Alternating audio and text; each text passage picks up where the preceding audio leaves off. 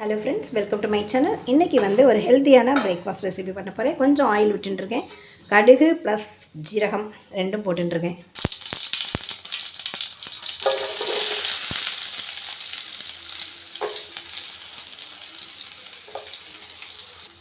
பொடியாக கட் பண்ண ஆனியன், முருங்கைக்கீரை,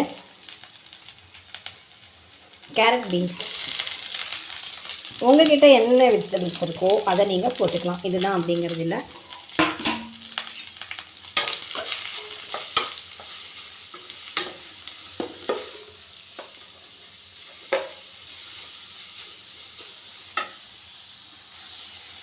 இதுக்கு தேவையான அளவுக்கு சால்ட்டு, கொஞ்சமாக மஞ்சப்பொடி, காரத்துக்கு உங்களுக்கு தகுந்த அளவுக்கு காரப்பொடி. இது கூட நீங்கள் இன்னும் கொஞ்சம் எக்ஸஸ் காரம் வேணும் அப்படின்னா பச்சை மிளகாயை போட்டுக்கோங்க. இந்த சம்மரில் காரமெல்லாம் குறைச்சி சாப்பிட்றது நல்லது. இதை ஃபுல்லாக ஃப்ரை பண்ணணும் அப்படிங்கிறது இல்லை, ஒரு பாதி அளவுக்கு வெந்தால் போதும். நீங்கள் ஆயில் சேர்க்க மாட்டீங்க அப்படிங்கிற மாதிரி இருந்தால் இட்லி தட்டில் இந்த காய்கறி, நீங்கள் என்ன காய்கறி எடுத்துக்கிறீங்களோ அதையெல்லாம் போட்டு லைட்டாக வேக வச்சு நீங்கள் எடுத்துக்கோங்க. ஆயில் வேண்டாம் அப்படிங்கிறாங்க. ஆனியனை மட்டும் லைட்டாக வதக்கினா போதும். இது பாதி அளவுக்கு இது வேகட்டும்.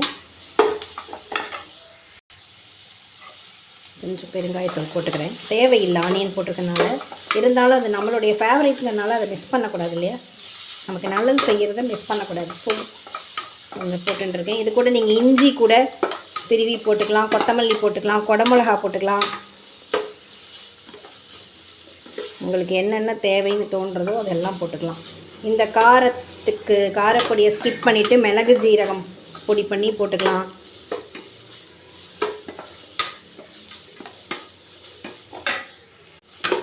லேசாக கொஞ்சம் தண்ணி தெளிச்சுன்னு இருக்கேன் வதங்கணுங்கிறதுக்காக. ஏன்னா ஆயில் ரொம்ப விட்டுனா தேவையில்லை.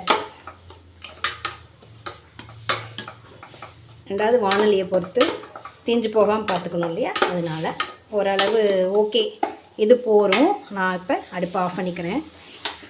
இப்போது இதை கொஞ்சம் ஆற விட்டுக்கோங்க. ஏன்னா நம்ம கைனால் அதை மிக்ஸ் பண்ண போகிறோம்.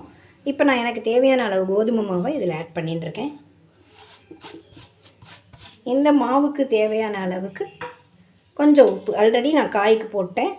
இதை போட்டுக்கிண்டு இதை நம்ம இப்போ மிக்ஸ் பண்ணணும். தண்ணி எதுவும் இதில் சேர்த்துக்க வேண்டாம். ஏன்னா இந்த காயில் இருக்கிறதெல்லாம் ஃபஸ்ட்டு நம்ம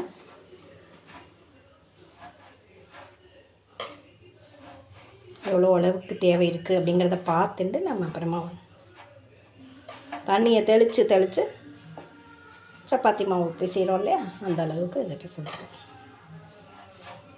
ஓரளவு மிக்ஸ் பண்ணியாச்சு. இதில் இருக்கிற தண்ணியெல்லாம் இழுத்துட்டுருக்கு. இப்போ நான் கொஞ்சம் கொஞ்சமாக தெளித்து பிசைஞ்சுக்கிறேன்.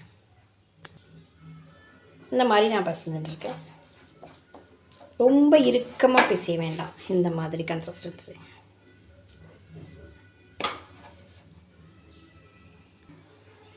இப்போ லைட்டாக ஒரு வாழை இலையிலே நான் ஆயில் தடவின்னு இருக்கேன். நான் உங்களுக்கு தேவையான அளவுக்கு கொஞ்சம் கொஞ்சமாக எடுத்து இதை உருட்டிட்டு இதை அப்படியே தட்டிக்க வேண்டிதான். உங்களுக்கு என்ன சைஸ் வேணுமோ அந்த சைஸ். கையில் ஆயில் தடவிண்டால் தான் உங்களுக்கு ஒட்டிக்காமல் வரும்.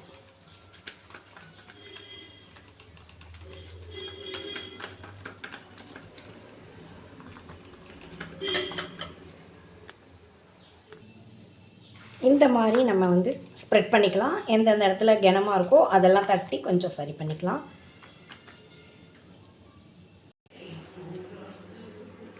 ஓவல் சைஸ் போட்டுக்கலாம்.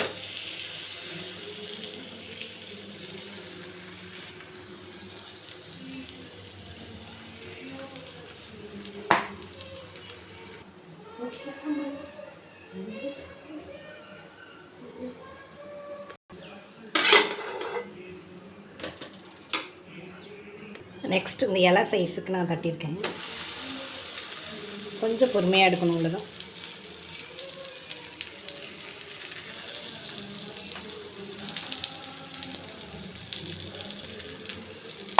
குட், சமத்தா வந்துடுது. அவ்வளோதான், ரெடி.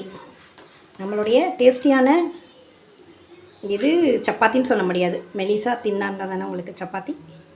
ஸோ கோதுமை அடை பிரேக்ஃபாஸ்ட் ரெடி ஆகிடுது.